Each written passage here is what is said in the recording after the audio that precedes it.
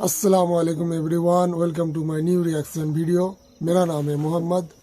तो आज हम देखने जा रहे हैं गाइस कुछ हमारी देश में जो अभी वायरल खबरें चल रहे हैं गाइस, तो वही हम देखने जा रहे हैं दोस्तों। तो इस वीडियो है मिस्टर रिएक्शन वाला की चैनल से।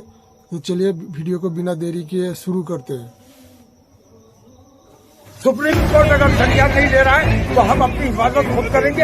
हमें कानूनी अधिकार है, अगर हमारे ऊपर कोई हमलावर होता है तो हम उसको जान से मारें। वेलकम दोस्तों, इस वीडियो में बात करेंगे कि इस वक्त सोशल मीडिया पर क्या वायरल चल रहा है अपडेट मुफ्ती सलमान अजहरी और मौलाना तौकीर रजा के हवाले से है। जी हाँ, साथ ही साथ शेयर करेंगे कि रूबिका लियाकत और मोहम्मद शामी की जो कॉन्वर्सेशन थी एक इंटरव्यू के दौरान, वो किस तरीके से वायरल चल रही है और किस तरीके से मोहम्मद शामी ने रूबिका लियाकत को उनके मुंह पर ही जवाब दिया है। शेयर करेंगे सारी अपडेट, लेकिन आगे बढ़ने से पहले आप सभी से गुजारिश के चैनल को सब्सक्राइब और रीच के लिए लाइक शेयर कमेंट करना ना भूला करें। पहली अपडेट आपको मुफ्ती सलमान अजहरी के हवाले से बताना चाहेंगे। अभी रिपोर्ट आ रही है कि उनके ऊपर तीसरी एफआईआर भी दर्ज कर दी गई है और ये एफआईआर दर्ज करी गई है आतंकी लिंक के तहत।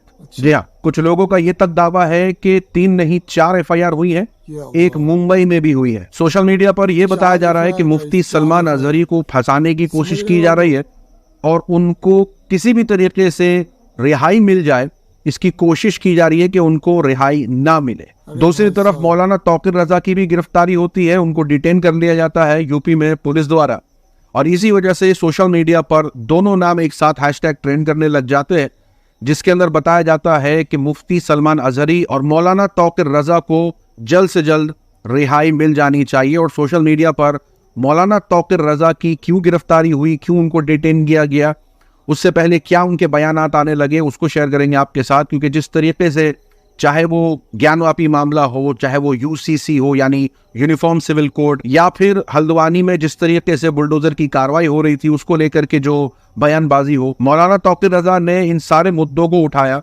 और मांग करी कि सख्त से सख्त कार्रवाई होनी चाहिए, एफआईआर होनी चाहिए, बुलडोजर की कार्रवाई बर्दाश्त नहीं की जाएगी। इस तरीके के कई सारे बयान जो हैं वो सामने निकल के आए थे। बुलडोजर तुम हमारे घर पे चला दोगे, हम अंधे और बहरे बने बैठे रहेंगे। अब किसी बुलडोजर को बर्दाश्त नहीं किया जाएगा। सुप्रीम कोर्ट अगर संज्ञान नहीं ले रहा है तो हम अपनी हिफाजत खुद करेंगे। हमें कानूनी अधिकार है, अगर हमारे ऊपर कोई हमलावर होता है तो हम उसको जान से मार दें। इन तमाम लोगों को मंदिरों से कोई मोहब्बत नहीं है, मंदिरों से मोहब्बत नहीं, असल में मुसलमानों को तकलीफ पहुंचाना है। अगर वाकई तुम मंदिरों से मोहब्बत करते हो, ज्ञानव्यापी मैं छोड़ने को तैयार हूँ, दस्तबरदार होने को तैयार हूँ।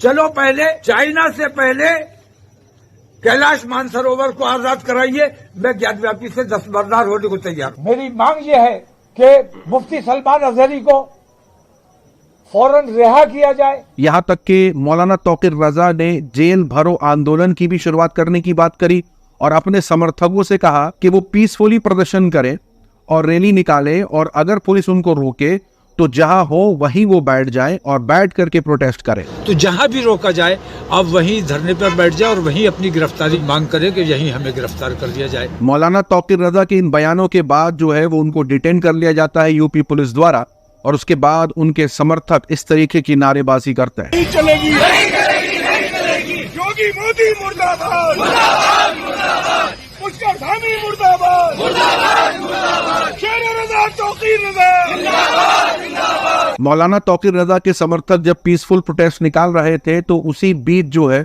वो दो गुटों के बीच जो है वो पथराव शुरू हो जाता है, जिसको कंट्रोल पुलिस तो कर लेती है, लेकिन मीडिया के अंदर किस तरीके से खबर छापी जाती है। इंडिया टीवी छापता है कहते हुए कि मौलाना तौकीर रजा ने जेल भरो बरेली के अंदर ज्ञानवापी इशू पर जेल भरो का कॉल दिया है, और उन्होंने कहा है कि उनकी जो राइट्स है उस पर उनको बोलने नहीं दिया जा रहा।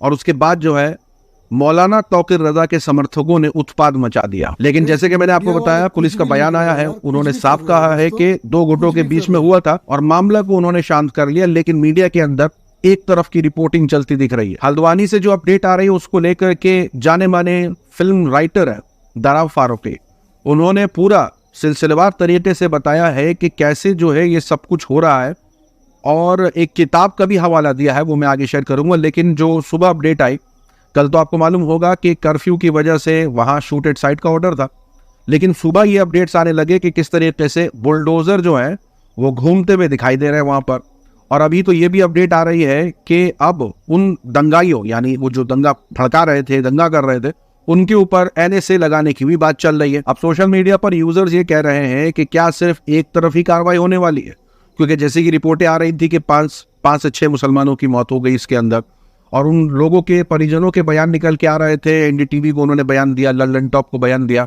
कि वो अपने बेटे के साथ गए थे दूध खरीदने के लिए, बेटे और बाप दोनों की मौत हो गई। एक का बयान है कि पुलिस अंधाधुंध फायरिंग कर रही थी, और ये भी आ रहा था कि किस तरीके से जो दूसरी तरफ का मॉब है, यानी दूसरे समुदाय का जो मॉब है, वो भी पुलिस के साथ मिलकर के पत्थरबाजी और गाली गलौज कर रहा था। तो सवाल ये पूछा जा रहा है कि क्या उनके खिलाफ भी कोई कार्रवाई होगी या सिर्फ एक ही तरफ की सारी कार्रवाई होने वाली है। यहाँ तक कि जैसे कि मैंने कल ही आपको बताया था कि इलाके के जो काउंसलर है उनके मुताबिक 14 फरवरी को कोर्ट सुनवाई करने वाला है, और जिसके पक्ष में भी फैसला आता वो उस पर राजी होते, कोर्ट के फैसले का इंतजार कर रहे थे। लेकिन बार बार ये बोला जा रहा है कि कोर्ट का फैसला आया नहीं था और उससे पहले ही बुलडोजर चला दिया गया था। अब इसी को लेकर के फिल्म राइटर है दराब फारूकी, उन्होंने सिलसिलेवार तरीके से एक लंबा पोस्ट जारी किया, जिसके अंदर उन्होंने बताया कि ये सब कुछ कैसे हुआ और क्या क्या चांसेस है कि ये सब कुछ जो हो रहा है वो प्लान्ड तरीके से हो रहा है। क्योंकि एक तरफ लगातार जो है वो मुसलमानों पर आरोप लग रहा है कि उन्होंने जो है वो पत्थरबाजी करी, जिसके बाद ये सब कुछ हुआ। लेकिन दराब फारूकी का ये पोस्ट बताता है कि ये सिलसिलेवार तरीके से कैसे प्लान्ड हो सकता है। उन्होंने लिखा कि हल्द्वानी की जो मस्जिद वाला मामला है वो अभी भी कोर्ट के अंदर है, 14 फरवरी को हियरिंग होने वाली है। उससे पहले ही डिमोलिशन का जो काम है वो किस तरीके से एरिया में शुरू कर दिया जाता है, और उससे पहले इंटरनेट को भी सस्पेंड कर दिया जाता है। अब यहाँ 2 चीजें हैं जो ध्यान में देने वाली हैं। पहली चीज ये है कि अभी भी मामला कोर्ट के अंदर है, सुनवाई होनी बाकी है। तो इसका मतलब यही हुआ कि जो सरकार कर रही है उसे मालूम है वो क्या कर रही है। दूसरी बात उन्होंने बताया कि इंटरनेट को बंद कर दिया इलाके में ताकि कोई भी खबर वहां से बाहर ना जाने पाए, जो कुछ भी वो वहां करे उसकी अपडेट बाहर ना जाना पाए। तो ये दूसरी चीज है जो ध्यान में देने वाली है। साथ ही साथ वो आगे लिखते हैं कि अगर दंगा भड़का तो उसकी शुरुआत हुई कैसे, स्थानीय महिला और जब लोग प्रोटेस्ट कर रहे थे बुलडोजर की कार्रवाई का, और लगातार ये कह रहे थे कि कोर्ट के अंदर फैसला है, फैसला आ जाने दीजिए, उसके बाद आप अपनी कार्रवाई कर लीजिएगा।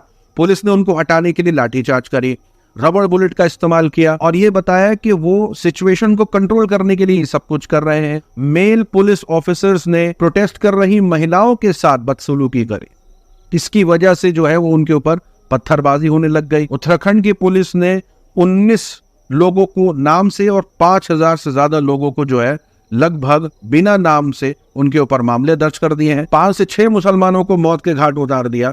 लेकिन ये पता लगाना आसानी नहीं है कि किसने गोली चलाई थी। 2004 की प्रोफेसर पॉल ब्रायस की किताब का हवाला देते हैं कि उस किताब के अंदर भी इसी तरीके से स्ट्रेटेजी बना करके ऐसे ही मामलों को अंजाम देने की कोशिश की जाती है। उस किताब में भी ये मेंशन है, जो कि इसी तरीके से इस काम को अंजाम दिया जाता है, जिसे वो बुलाते हैं कि institutionalised right system, IRS।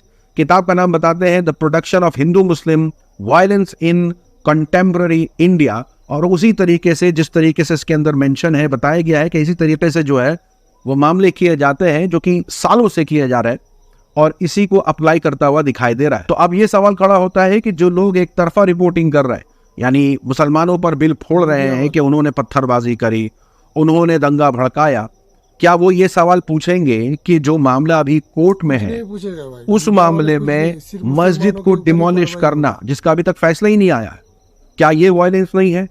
Physically और मिसबिहेव करना महिलाओं के साथ, क्या ये वायलेंस नहीं है? इंटरनेट बंद कर देना मस्जिद तोड़ने से पहले इलाके का, क्या ये वायलेंस नहीं है? फायर करना बुलेट्स लोगों पर, क्या ये वायलेंस नहीं है? 5 से 6 मुसलमान मारे गए हैं, फिर भी यही कहा जा रहा है कि कैसे मुसलमानों ने साजिश रची। अगर मुसलमान साजिश रचते तो क्या मामला ऐसा उन्हीं के खिलाफ होता? मतलब फिल्म राइटर की तरफ से जो बात लिखी गई है उस पर काफी लोग उनका सपोर्ट कर रहे हैं, क्योंकि इसी तरीके से सिलसिलेवार तरीके से इस काम को होता हुआ देखा गया। जब उन्होंने ऑब्जर्व करा तो महसूस हुआ कि ये एक किताब में भी मेंशन है जिसके तहत इस पूरे काम को अंजाम दिया जा रहा। अब ये मामला खत्म हुआ ही नहीं था कि फिर से सीए को लेकर के बयान आ जाता है अमित शाह का बयान आया है कि चुनाव से पहले पूरे देश में सीए को लागू किया जाएगा। अब एक तरफ ज्ञानवापी मामला है, दूसरी तरफ यूसीसी है, तीसरी तरफ हल्द्वानी है, फिर बड़े मुफ्ती मौलाना उनकी गिरफ्तारी। तो लगातार जिस तरीके की खबरें निकल के आ रही हैं उससे मुसलमान समाज काफी परेशान मालूम होता है, काफी चिंतित है। और अब सीए को लेकर के भी बयान लगातार देखने को मिल रहा है। साथ ही साथ आपको बता दें कि रूबिका लियाकत और मोहम्मद शामी के बीच एक इंटरव्यू हुआ। कई सारे सवाल पूछे, जिस तरीके से ये सारी बातें होती रहती हैं, नारेबाजी होते रहते हैं श्री राम के, उस पर सवाल पूछा। यहाँ पर हर जगह जय श्री राम के नारे गूंज रहे हैं, जिस पर जवाब मोहम्मद शामी ने बहुत बेहतरीन दिया है। उन्होंने कहा है कि जय श्री राम के नारे लगे हैं या फिर दंगे फसाद हुए कि जो लोग ऐसे नारेबाजी करते हैं ना, उनका मकसद एक ही होता है, वो सब जानते हैं उनका मकसद क्या होता है। कुछ दंगे फसाद हुए तो वो लोग चाहते ही वो हैं। मेरा अपना मानना है कि श्री राम के नाम से मुझे नहीं लगता किसी को भी दिक्कत है, बजाय इसके कि कोई उनका नाम मस्जिद के बाहर डांस करते हुए, हाथ में हथियार लेते हुए करे। कुछ लोग मस्जिद के बाहर जिस तरीके से डांस करते हैं, कुछ लोग जिस तरीके से भीड़ इकट्ठा करते हैं, अलग नारेबाजी करते हैं, श्री राम के नाम के साथ गालियों का इस्तेमाल करते हैं, किसी समुदाय के खिलाफ बयानबाजी करते हैं, ये दिक्कत है। और इसको श्री राम से मिला देना कि ये लोग इसलिए चिल्ला रहे हैं क्योंकि श्री राम का नाम लिया जाता है। सवाल इस बात का है कि जिस बात को लेकर के आलोचना होती है वो ये कि आप किसी समुदाय के खिलाफ कैसे नारेबाजी कर रहे हैं, उनको किस तरीके से भड़काने की, उनको गाली देने की, उनके खिलाफ हेट स्पीच दे रहे हैं, और अगले ही पल आप जय श्री राम का नारा लगवा देते हैं। कई ऐसे लोग हैं जिनकी आस्था श्री राम में भी है, ऐसे कई मुसलमान भी हैं, लेकिन इसके बावजूद जिस तरीके से श्री राम का नाम का इस्तेमाल करके मुसलमानों के ही खिलाफ नारेबाजी होती है, बयानबाजी हो, तो इसको ऐसे जोड़ लिया जाता है कि ये लोग श्री राम के खिलाफ है। ये प्रोपेगेंडा जो हो रहा है वो मोहम्मद शामी ने इसके अंदर एक्सपोज करने की कोशिश करी। यहाँ तक कि रूबिका लियाकत को भी आड़े हाथों ले लिया। जब रूबिका लियाकत ने पूछा कि आपको चिढ़ सबसे ज्यादा किस चीज से है, किससे चिढ़ते हैं आप, सबसे ज्यादा किस चीज से चिढ़े आप? इसका जवाब देते हुए मोहम्मद शामी कहते हैं चोरी चकारी से। अगर आपका प्रोफेशन है, आप अपने प्रोफेशन में अगर आप अपने आप से चोरी कर रहे हो, मतलब आप धोखा दे रहे हो। अब इस बयान के बाद तो सोशल मीडिया पर तहलका ही मच जाता है। लोग ये कहने लग जाते हैं कि रूबिका लियाकत को इनडायरेक्टली आड़े हाथों लिया है, क्योंकि रूबिका लियाकत की हंसी भी बता रही होती है। प्यारी समझ गई। सोशल मीडिया की वायरल खबरों में आज के लिए इतना ही। अपनी राय सुझाव कमेंट में जरूर बताएं। मिलूंगा आप सभी से अगले वीडियो में, तब तक के लिए अपना ख्याल रखें। सो गाइस, वीडियो यहीं पे खत्म होता है। गाइस, अभी फिलहाल जो देश की अभी हालात चल रहा है गाइस, तो मुसलमानों के लिए बहुत ही तकलीफ होने वाली है, क्योंकि आप देख लो एक एक मुफ्ती, मौलाना, सब लोगों को आहिस्ता आहिस्ता इस जाल में घसीटा जा रहा है, क्योंकि अभी बीजेपी का इलेक्शन आने वाला है। तो इस वजह से मुसलमानों के ऊपर जो मर्जी हो सके वो करेंगे, और कहीं ना कहीं दंगा फसाद करने की भी कोशिश करेंगे। तो इस चीज़ में कहीं ना कहीं मुसलमानों का ही मतलब वो जाल में फंस जाएगा। तो इस वजह से मैं ही कहना चाहता हूँ गाइस कि थोड़ा सब्र रखें, मुसलमानों को सब्र रखना चाहिए, अल्लाह के ऊपर भरोसा रखना चाहिए। और कुछ भी होगा, इस किसी चीज़ से मुसलमानों को डरना नहीं चाहिए अल्लाह के अलावा। और जो हमारा अभी जो गोदी मीडिया वाले वो जो न्यूज़ दिखाते हैं वो सिर्फ मुसलमानों के ही खिलाफ दिखाते हैं, और तो कुछ उन लोगों को आता नहीं है, क्योंकि वो सरकार के हाथों में बिक चुका है, वो गोदी मीडिया है। और मीडिया वाले सिर्फ मुसलमानों को ही टारगेट में लेते हैं, क्योंकि जो भी कुछ होता है मुसलमानों के इर्द गिर्द ही होता है, और उन लोगों को कुछ नहीं दिखाया जाता, क्योंकि वही से उनको टीआरपी मिलता है मीडिया वालों को। तो बस गाइस, इतना ही था आज के लिए। मिलते हैं हम और एक नए वीडियो के साथ। तब तक के लिए अपना ध्यान रखिए, नमाज की पाबंदी होइए, और अपने आसपास लोगों का भी ध्यान रखिए, अपना फैमिली का भी ध्यान रखिए। तो मिलते हैं हम और एक नेक्स्ट वीडियो के साथ। तब तक के लिए अल्लाह हाफिज़, फ़ी अमान अल्लाह।